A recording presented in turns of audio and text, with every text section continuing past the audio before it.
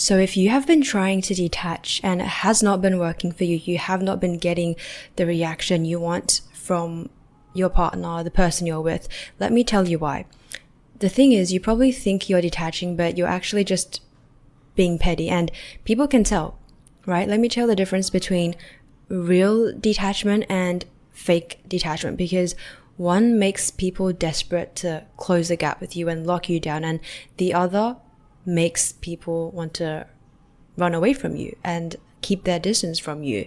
Now, I don't know your situation and I don't know the specifics of how you're doing it and how you're showing up, but most likely I'm going to make the assumption that you think that detaching means you're being more withdrawn, you're withholding affection and love from other people, you're pulling away as a way to either punish him or get a reaction out of him. This is the reason why detachment doesn't work for you, because this is not genuine detachment. This is what I would call fake detachment. It's like when you think something like, you're not showing up for me? Fine, I'm going to show you what it's like to pull away. I'm going to give you the same energy in 2 times, in 3 times. So you can have a taste of your own medicine and you know what it's like to be ignored.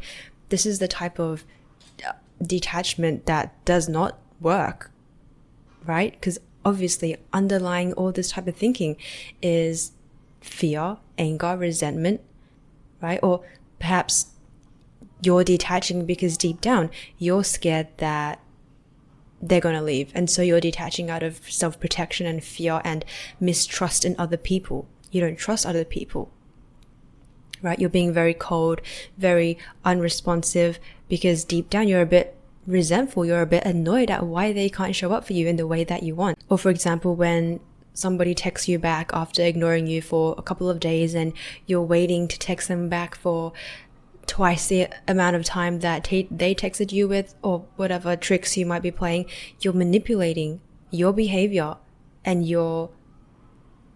how you show up because you want to get a reaction out of them. That is not detachment. Your version of detachment is still being attached to getting a reaction from him, from her, from them. And that is the opposite of what genuine attachment is, genuine detachment is. Genuine detachment means you are no longer monitoring his or her behavior. You are no longer controlling or trying to control or micromanage how they show up and whatever they're doing, right? It means you have self-trust in yourself. That is how you detach. And what is self-trust, you might ask? Self-trust is when you know that you have your own best interest.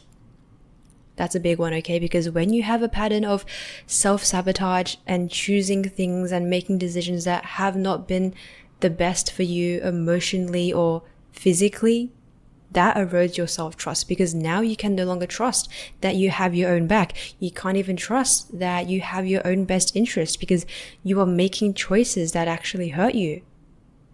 For example, let's say you're with someone and you're thinking to yourself, okay, if this person does this one more time, I am done. I'm walking away.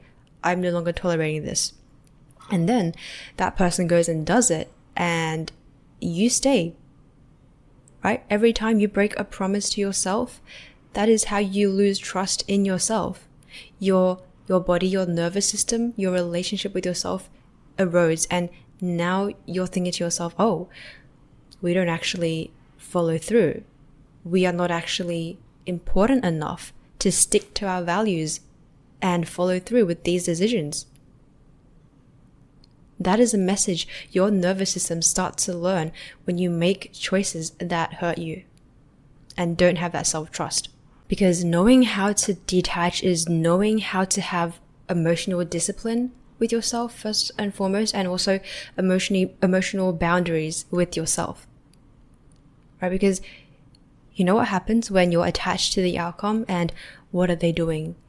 Where are they at? Well, where are they at? How can I help them? What can I do to make them like me more? What can I do to make them commit to me? What can I do to blah, blah, blah, make them see me?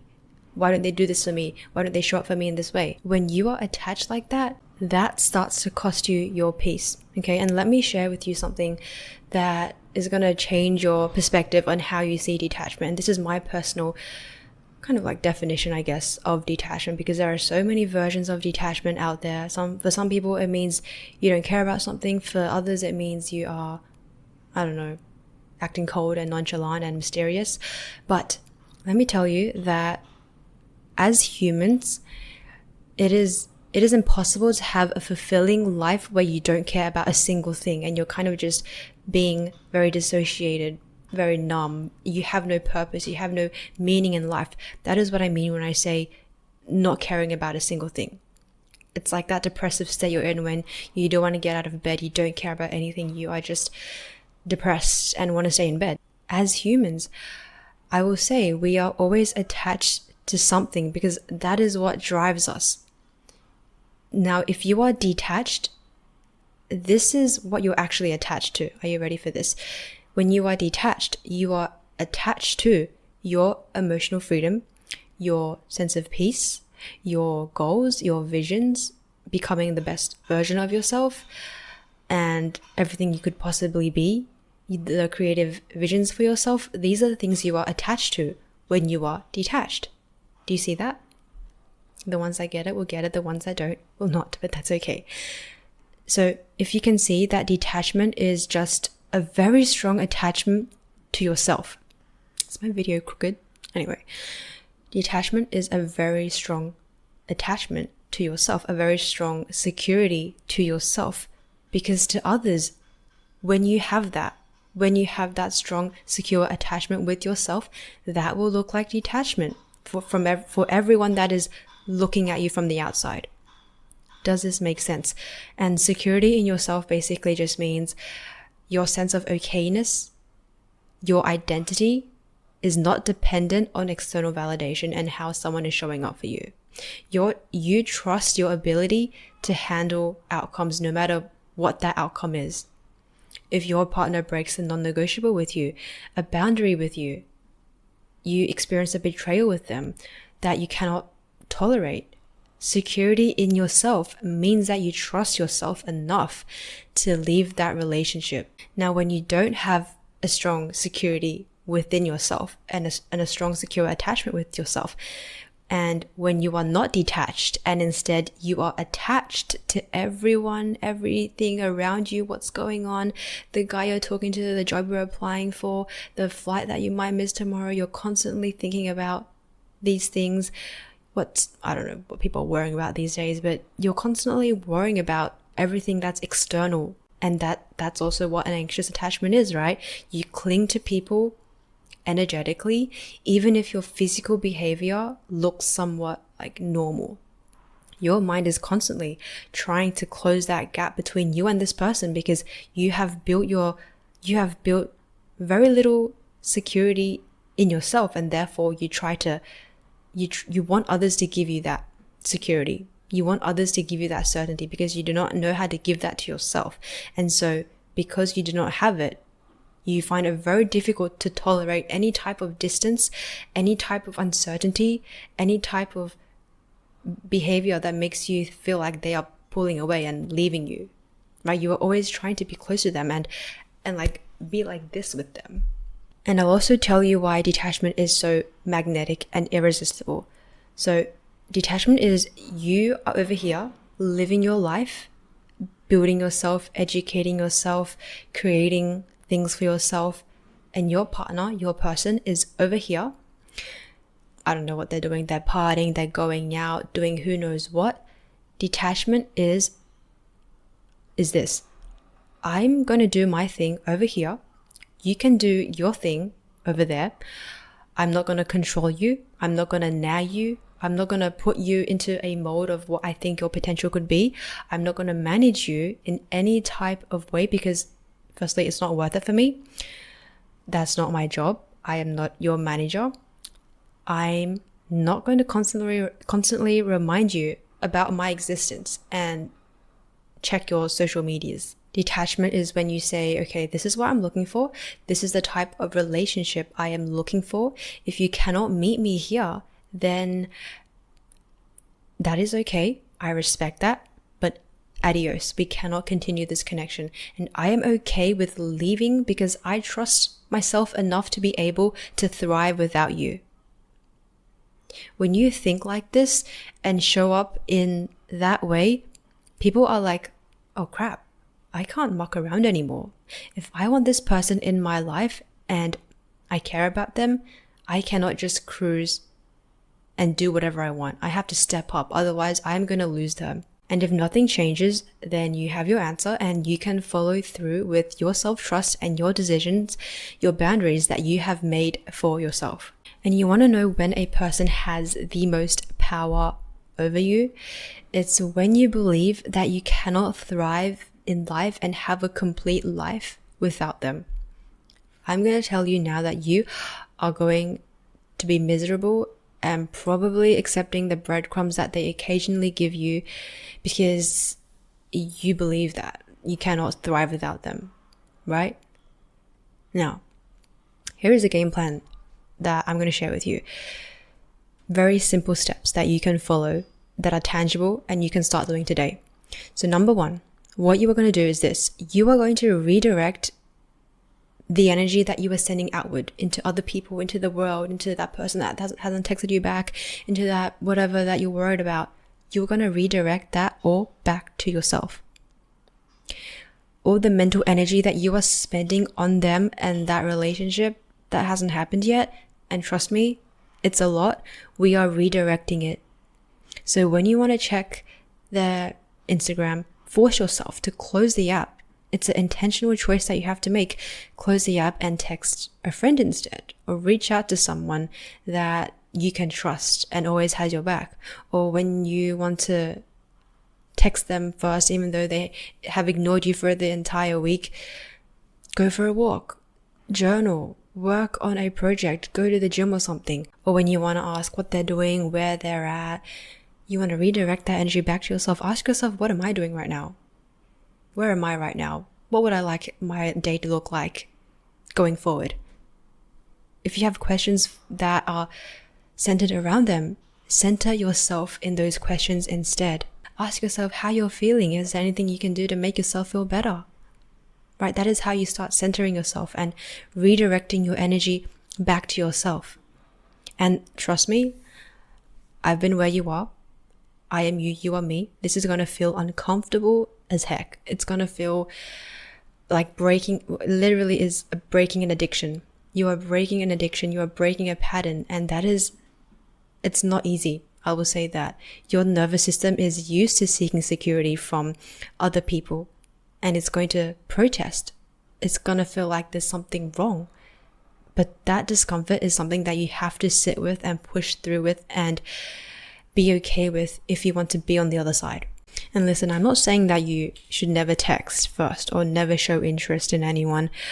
I'm saying to do it from a place of connection, of openness, of expansiveness, not from a place of wanting reassurance and wanting validation for your existence and anxiety and wanting to close a gap because you cannot sit with your own anxieties and uncertainties. You deserve a life that is bigger than one person's inability to show up and inconsistent attention towards you. And trust me, I know what it's like. I know what it's like to have your focus be centered on one person and all the ways they are lacking and not showing up for you. That makes your world view very small. You start to focus on that and you miss out on the bigger things in life, and it is a shame.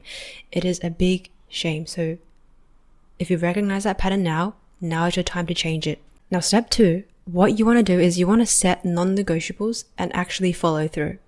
This is where people fail because they will say that they have boundaries, but they don't actually follow through or enforce them. Right? Real attachment requires self-trust, and you build that by keeping promises to yourself, like I've been emphasizing. So you ask yourself, what types of behaviors will I no longer tolerate, that I do not have the capacity in me to tolerate, and are misaligned with my values and what I stand for? Maybe it's being left on red for a week. Maybe it's last minute cancelled plans. Maybe it's them being hot and cold all the time. Whatever it is, write that down. Write what you will not tolerate down. And here's the key. You need to decide right now what the consequences are if they decide to cross that boundary with you. And you have to decide this right now while you are not in the heat of the moment, while you are clear-headed and you have clarity right now in this moment where your emotions are not obstructing your rationale. And when I say consequences, I don't mean it like in the way to punish them and like, make them suffer, blah, blah, blah. What I mean is, what action are you going to change with how you're showing up in order to preserve your values and your sanity and your self-respect? Because you don't have time to be dealing with other people's BS, especially if it is constantly dragging you down and dragging you into a lower vibration. Boundaries, remember, they do not control how other people treat you. Boundaries is not, okay, you need to treat me this way. Boundaries determine what you will do for yourself. For example, let's say the guy you're with doesn't want to put a label on it. Very classic, not surprising, but for you, something like marriage and a long-term commitment is your end goal. It's what you want. Now, some people, their boundary might be, okay, we are ending this relationship right now, right here. You do you, I'm going to do me. No hard feelings, but we are just not aligned in what we want to create. For other people, that boundary might look like telling yourself, okay, I'm going to hold out for 3 months, 6 months, however months feel tolerable and appropriate for the situation. And if nothing changes, I am leaving. It does not matter how much I like this person, because staying any longer is going to rob me of the type of relationship that I'm here trying to build and create with someone that actually wants the same as me and my overall happiness. That is the boundary that I am talking about. Okay, that is what it sounds like. If you do not have a boundary and you do not have a timeline, trust me on this, if you do not have a timeline, people will realize you are very easy to keep around with minimal effort. And this is not about giving them an ultimatum. It is about self-trust if you have a timeline, because you respect your time enough, you respect your energy enough to put a timeline on something and say, if something doesn't work out within X amount of time, I'm not going to gamble any more of my time and energy on something that isn't working. That is too precious to be losing out on. And right, this is the hard part. You have to follow through, even when you don't want to, even when you know they are a decent person and not, obviously I don't believe people are evil. People just have their own stuff to deal with and they don't have the capacity to show up for us, and that is okay. You remember that you are following through because you are building trust with yourself and not as a way to punish them. You value yourself and you put that self-respect above anything else, and you do not gamble with your time and energy on something that is undecided and undetermined for X amount of time, for an indefinite amount of time. And you can start small if you need to. Practice on little things. Something like saying, if they cancel me without 24 hours notice, I won't reschedule. Keep those promises to yourself. Each time you do, you are proving to yourself and to your nervous system, oh, okay, we actually do matter. We do care about ourselves now. And that is how you build self-trust. It is built. It is not something that you are innately born with for most people. If it is harder to focus on yourself, find that security in places or people or environments where it is generously available.